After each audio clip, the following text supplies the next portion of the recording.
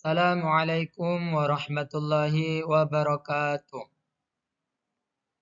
Pada pertemuan kali ini, izinkan kelompok kami, yaitu kelompok 5, ingin menjelaskan materi yang sudah kami diskusikan sebelumnya, yaitu merupakan tugas dari mata kuliah pendidikan IPS kelas rendah, yang mana mata kuliah ini diampu oleh Bapak Ikhwan Firmansyah, Magister Pendidikan.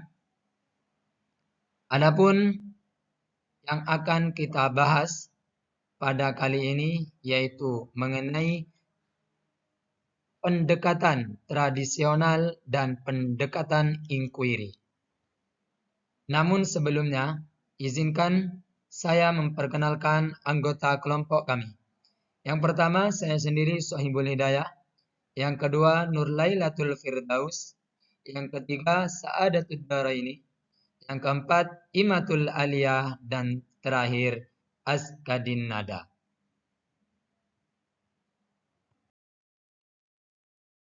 Pendekatan tradisional dan pendekatan inquiry.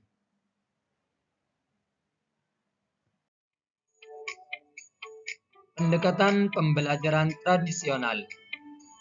Pendekatan tradisional adalah sebuah pendekatan pembelajaran di mana guru di dalam kelas menggunakan metode mengajar yang relatif tetap atau monoton setiap kali mengajar IPS. Guru terkesan lebih aktif daripada siswa. Gurulah yang memegang peranan penting dalam pembelajaran. Pendekatan pembelajaran ini kurang menggunakan alat atau media yang memadai, sehingga hasil belajar siswa kurang luas dan mendalam, cenderung verbalistis.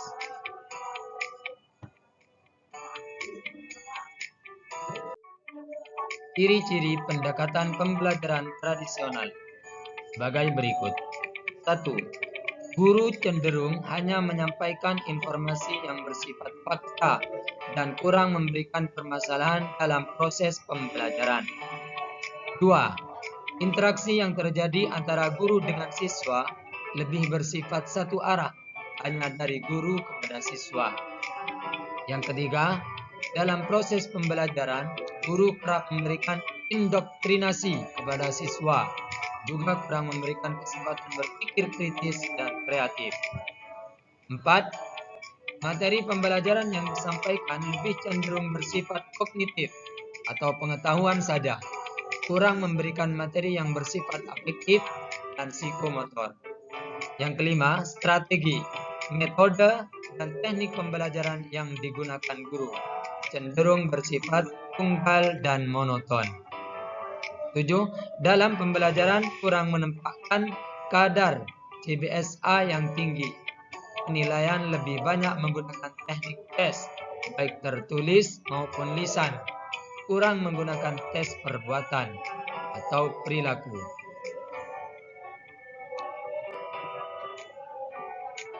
Metode pembelajaran tradisional adalah disebut juga dengan metode ceramah. Karena sejak dulu, metode ini telah dipergunakan sebagai alat komunikasi lisan antara guru dengan anak didik dalam proses pembelajaran. Dalam pembelajaran sejarah, metode konvensional ditandai dengan ceramah yang diiringi dengan penjelasan serta pembagian tugas dan latihan. Yang pertama atau yang nomor 1 yaitu metode pembiasaan. Metode ini mengutamakan proses untuk membuat seseorang menjadi terbiasa. Metode pembiasaan hendaknya diterapkan pada peserta didik sedini mungkin, sebab ia memiliki daya ingat yang kuat dan sikap yang belum matang, sehingga mudah mengikuti, meniru, dan membiasakan aktivitasnya dalam kehidupan sehari-hari. Dengan demikian, metode pengajaran pembiasaan ini merupakan cara yang efektif dan efisien. Kelebihan metode pengajaran pembiasaan adalah menghemat tenaga dan waktu, karena terkait dengan aspek hatiniyah lahiriah, yaitu yaitu metode yang dianggap paling berhasil dalam pembentukan kepribadian anak didik. Kekurangan metode ini adalah membutuhkan guru yang dapat dijadikan teladan dalam menanamkan nilai-nilai kepribadian kepada anak didik. Yang kedua, yaitu metode keteladanan. Metode ini digunakan untuk mewujudkan tujuan pengajaran dengan memberi keteladanan yang baik pada siswa agar dapat berkembang fisik, mental, dan kepribadiannya secara benar. Kelebihan dari metode keteladanan antara lain: A. Peserta didik lebih mudah menerapkan ilmu yang dipelajari di sekolah. B. Guru lebih mudah mengevaluasi hasil belajar. C. Tujuan pendidikan lebih terarah dan tercapai dengan baik. D. Tercapai hubungan baik antara siswa dan guru. Kekurangan metode ini adalah adanya guru yang tidak memenuhi kode etik keguruan. Yang ketiga, yaitu metode penghargaan. Metode ini mengedepankan kegembiraan dan positive thinking, yaitu memberikan hadiah pada anak didik, baik yang berprestasi akademik maupun yang berperilaku baik. Penghargaan dianggap sebagai media pengajaran yang preventif dan representatif untuk membuat senang dan menjadi motivator belajar anak didik. Kelebihan metode ini adalah mampu menciptakan kompetisi objektif peserta didik untuk melakukan hal-hal yang positif dan progresif, serta dapat menjadi motivasi siswa lainnya untuk belajar lebih giat lagi. Kekurangan metode ini adalah dapat menimbulkan dampak negatif manakala guru berlebihan dalam melaksanakannya, sehingga mengakibatkan siswa besar kepala, sombong, dan merasa dirinya lebih baik dan lebih tinggi dari teman-temannya. Yang keempat, yaitu metode hukuman. Metode merupakan lawan dari metode penghargaan. Pelaksanaannya adalah sebagai jalan terakhir dengan prinsip tidak menyakiti secara fisik, melainkan bersifat akademik dan edukatif dengan tujuan menyadarkan siswa dari kesalahan yang diulang-ulang. Kelebihan metode ini untuk memperbaiki kesalahan siswa sehingga tidak mengulangi kesalahan yang sama. Metode ini diterapkan agar siswa merasakan akibat dari perbuatannya sehingga ia akan menghormati guru dan dirinya sendiri. Kekurangan metode ini adalah jika hukuman ini yang diberikan tidak bersifat akademik, maka akan mengakibatkan emosional anak didik, suasana menjadi rusuh, tidak kondusif, anak takut, kurang percaya diri, pemalas, dan yang paling tragis adalah mengurangi keberanian siswa untuk mengeluarkan pendapat.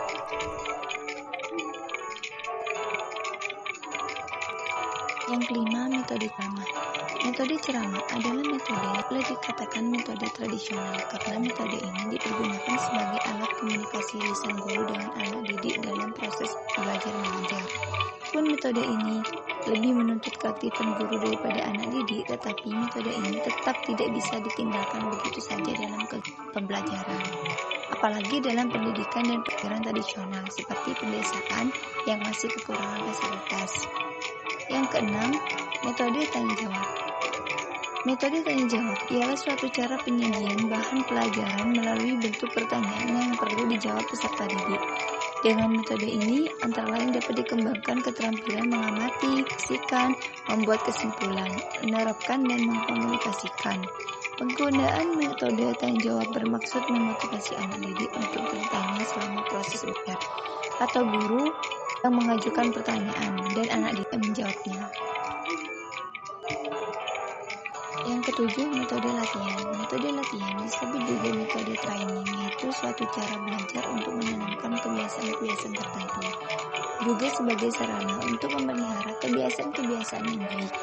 Selain itu, metode ini digunakan untuk memperoleh suatu ketangkasan, ketepatan, kesempatan, dan keterampilan. Kelebihan metode ini yaitu dapat memperoleh kecakapan motorik dan kecakapan mental, dapat membentuk kebiasaan menambah ketepatan dan kecepatan pelaksanaan.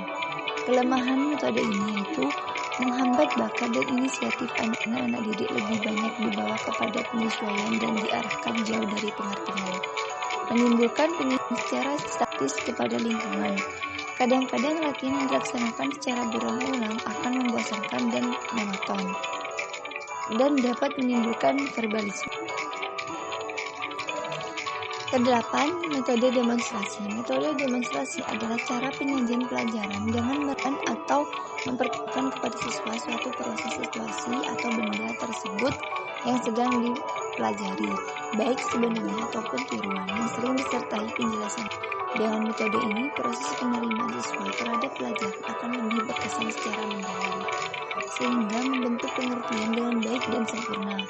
Dan juga siswa dapat mengamati dan memperhatikan apa yang diperlihatkan selama tersebut. Kelebihan metode ini yaitu dapat membuat pelajaran lebih konkret dan lebih jelas. Siswa lebih mudah mengerti apa yang dipelajari, proses pembelajaran lebih menarik. Kelemahannya, memerlukan keterampilan guru secara khusus. Perlengkapan fasilitas seperti peralatan, tempat, biaya yang memadai tidak selalu tersedia dengan baik. Memerlukan kesiapan dan perencanaan yang matang, memerlukan waktu yang cukup panjang. 9. Metode diskusi. Metode diskusi adalah cara penyajian pelajaran di mana siswa dihadapkan pada suatu masalah yang bisa berupa pernyataan atau pertanyaan, dibahas dan dipecahkan secara bersama-sama. Memanfaatkan metode diskusi sebagai suatu proses melibatkan dua individu atau berintegrasi secara verbal dan saling berhadapan, saling tukar informasi, saling mempertahankan pendapat dan memecahkan masalah, agar apa yang menjadi masalah bersama juga menjadi bersama pula. Metode ini berfungsi untuk merangsang siswa untuk berpikir mengenai persoalan yang dapat dipecahkan dengan satu cara saja, tetapi memerlukan wawasan yang mampu untuk menjadi jalan yang terbaik. 10. Metode eksperimen. Metode eksperimen adalah metode pengambilan kepada anak didik perorangan atau kelompok untuk dilatih melakukan suatu proses atau percobaan. Dengan metode ini, anak didik diharapkan sepenuhnya terlibat, merencanakan eksperimen, menemukan fakta, mengumpulkan data, dan mengendalikan variabel dan memecahkan masalah dihadapi secara nyata. Metode problem solving. Metode problem solving, metode pemecahan masalah, bukan hanya sekedar metode mengajar, tetapi juga merupakan metode berpikir, sebab dalam metode problem solving dapat menggunakan metode-metode lainnya dimulai dengan mencari data sampai pada menarik kesimpulan. Langkah-langkah metode ini antara lain: A. Adanya masalah yang jelas untuk dipecahkan. B. Mencari data alangan yang dapat digunakan untuk memecahkan masalah. C. Menetapkan jawaban sementara dari masalah tersebut. D. Menguji kebenaran sementara tersebut menarik kesimpulan.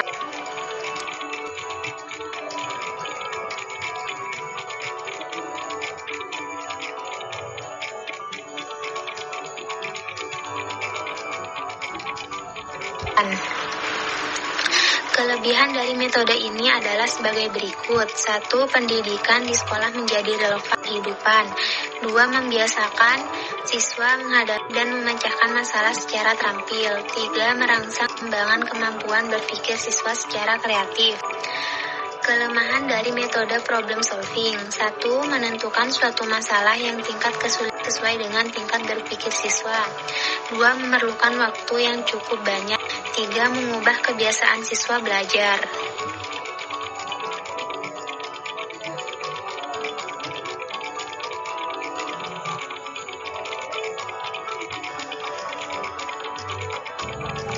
Pengertian pendekatan inquiry. Inquiry-based learning atau IBL adalah suatu model pembelajaran yang mempersiapkan siswa pada situasi melakukan eksperimen sendiri sehingga dapat berpikir secara kritis untuk mencari dan menemukan jawaban dari suatu masalah yang dipertanyakan. Prosedur pembelajaran inquiry terdapat 6 langkah, yaitu 1. Orientasi masalah, 2. masalah, 3. Membuat hipotesis, 4. Eksplorasi atau mengumpulkan informasi dan data, 5. Menguji hipotesis, 6. Membuat kesimpulan. Pendekatan pembelajaran inquiry memiliki tujuan pembelajaran, yaitu di samping mengantarkan siswa pada tujuan instruksional, juga memberi tujuan iringan sebagai berikut: menolong siswa dalam mengembangkan disiplin intelektual dan keterampilan yang dibutuhkan, serta mengajak siswa untuk aktif dalam memecahkan suatu masalah.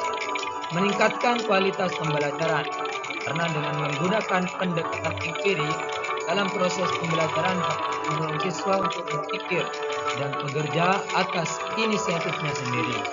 Bersifat objektif, jujur dan terbuka, serta memberikan kesempatan kepada siswa untuk belajar sendiri dan dapat mengembangkan bakat dan kecakapan individunya. Siswa termotivasi dalam proses pembelajaran dan dapat meningkatkan hasil belajar yang maksimal. Karakteristik pendekatan pembelajaran inquiry. Guru berusaha merangsang untuk berpikir aktif dengan cara antara lain A. Mengajukan pertanyaan-pertanyaan pikiran. B. Siswa untuk membuat interpretasi penjelasan atau pendapat. C. Mendorong siswa untuk mengolah data atau informasi. D. Meminta siswa untuk mengaplikasikan prinsip-prinsip dalam berbagai situasi. Guru berusaha menjaga berkembangnya suasana bebas dan mendorong siswa untuk berani memecah pikirannya sendiri dengan cara A. Bersikap membantu dan terbuka menerima pendapat mengarahkan pada hal-hal yang positif. B. Bersedia menerima dan memeriksa semua usaha yang diajukan oleh berikan kesempatan kepada siswa untuk kreatif dan mandiri. Karakteristik pendekatan pembelajaran inquiry secara garis besar adalah pertama, sebagai sumber proses belajar pada dasarnya karakteristik dalam penggunaan pendekatan inquiry menekan pada kualitas pembelajaran, karena dengan penggunaan pendekatan inquiry dan sistem pembelajaran dapat mendorong siswa untuk berpikir dan bekerja keras atas inisiatifnya sendiri, bersifat produktif, jujur dan terbuka, serta memberikan kesempatan pada siswa untuk belajar sendiri dan dapat mengembangkan bakat. Kedua, sebagai sarana komunikasi dalam suatu pendekatan memberikan pembelajaran kegiatan, berkomunikasi siswa guru atau guru dengan siswa dan berguna untuk usaha yang dilakukan oleh siswa, memberikan kesempatan kepada siswa untuk belajar juga merangsang pengetahuan siswa terhadap sesuatu. Pembelajaran inquiry kelebihannya adalah merangsang siswa untuk berpikir aktif dengan cara antara lain A. Mengajukan pertanyaan-pertanyaan pikiran. B. Mendorong siswa untuk membuat interpretasi penjelasan atau pendapat. C. Mendorong siswa untuk mengolah atau informasi. D. Meminta siswa untuk mengaplikasikan prinsip-prinsip dalam berbagai sisi. Berusaha menjaga berkembangnya suasana bebas dan mendorong siswa untuk berani memecahkan sebuah pikirannya dengan cara A. Bersikap membantu dan terbuka menerima pendapat mengarahkan pada hal-hal yang positif. B. Bersedia menerima dan memeriksa usaha yang diajukan oleh siswa, memberikan kesempatan kepada siswa untuk kreatif dan mandiri. Karakteristik pendekatan pembelajaran inquiry. Guru berusaha merangsang siswa untuk berpikir dengan cara antara lain A. Mengajukan pertanyaan-pertanyaan pikiran. B. Mendorong siswa untuk membuat interpretasi penjelasan atau pendapat. C. Mendorong siswa untuk mengolah data atau informasi. D. Meminta siswa untuk mengaplikasikan prinsip-prinsip dalam berbagai situasi. Guru berusaha menjaga berkembangnya suasana bebas dan mendorong untuk berani memecahkan sebuah pikirannya sendiri dengan cara A. Bersikap membantu dan terbuka menerima pendapat mengarahkan pada hal-hal yang positif. B. Bersedia menerima dan memeriksa semua usaha yang diajukan oleh siswa, memberikan kesempatan kepada kreatif dan mandiri. Karakteristik pendekatan pembelajaran inquiry. Guru berusaha merangsang siswa untuk berpikir aktif dengan cara antara lain A. Mengajukan pertanyaan-pertanyaan pikiran. B. Mendorong siswa untuk membuat interpretasi penjelasan atau pendapat. C. Mendorong siswa untuk mengolah data atau